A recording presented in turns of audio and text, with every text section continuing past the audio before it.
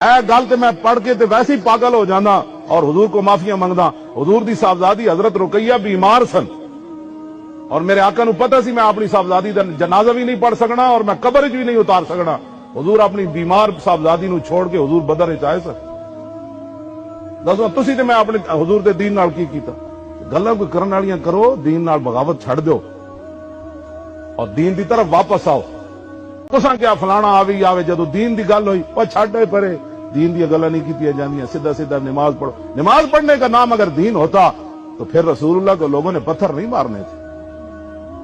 ہاں جی، پھر رسول اللہ غار 3 دن نہیں سی رہنا، پھر حضور ہجرت کر کے مدینہ منورہ نہیں سی جانا اور اتنی ساری قبر لبنی، اتنی ساری آنا اتھے رسول اللہ نے بس۔